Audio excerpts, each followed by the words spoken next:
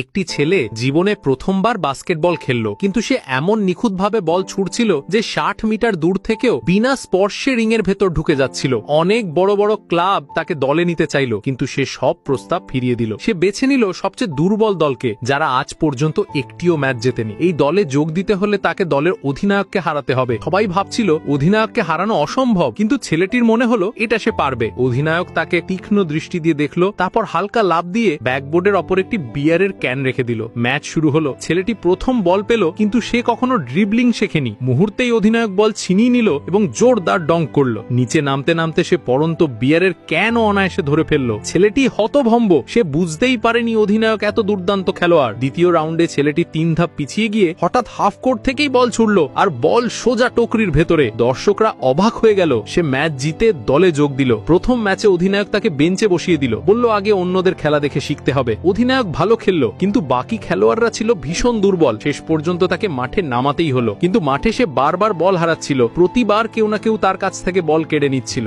একবার শট নেওয়ার সুযোগ পেয়েও বল সোজা ক্যামেরাম্যানের দিকে ছুড়ে ফেলল। সে ভয় পেয়ে গেল এবং আর শট নেওয়ার সাহস পেল না। কিন্তু পরের বার বল হাতে পেয়েই ৩ পয়েন্ট লাইনের বাইরে থেকে ছুটে এসে শট করলো, আর বল আবারও সোজা রিংয়ে ঢুকে গেল। দর্শকরা করতালিতে মাঠ গর্জে উঠল। এই এক শটে দল জয়ের স্বাদ পেল। এরপর ছেলেটি বুঝলো তার অনেক দুর্বলতা আছে। রাতে বাসের পেছনে দৌড়ে ড্রিবলিং প্র্যাকটিস করত, দিনে জিমে ছুটতো, আর সব সময় বাস্কেটবল সঙ্গে রাখত। অল্প সময়ই তার ড্রিবলিং দক্ষতা বেড়ে গেল। কিন্তু সে জানতো শুধু ড্রিবলিং এ হবে না, ডাঙ্কও শিখতে হবে। সে অধিনায়কের কাছে ডাঙ্ক শেখানোর অনুরোধ করলো, কিন্তু অধিনায়ক স্পষ্ট জানিয়ে দিল আগে বেসিক ভালো করে শেখো। সে এতে সন্তুষ্ট ছিল না। সেই রাতেই সে কুংফুর মতো মুভ দিয়ে ডাঙ্ক করার চেষ্টা করলো, কিন্তু নিয়ন্ত্রণ হারিয়ে সোজা ছাদের লাইটে ধাক্কা খেলো। কিছুদিন পর বাস্কেটবল লিগে ট্রাই আউট শুরু হলো। মাঠে নামতেই প্রতিপক্ষরা তার মজা উড়িয়ে দিল, কিন্তু সে চুপ রইল, খেলায় মন দিল। খেলা শুরু হতেই সে আকাশে লাফিয়ে বল অধিনায়কের দিকে পাস করলো। অধিনায়ক দুর্দান্ত ডাঙ্ক দিয়ে প্রথম স্কোর করলো। তারপর সে খেলায় আবারও হাফ কোর্ট থেকে বল ছুড়লো, আর বল সোজা রিংয়ে। স্টেডিয়াম করতালিতে কেঁপে উঠল। খেলার মোড় ঘুরে গেল।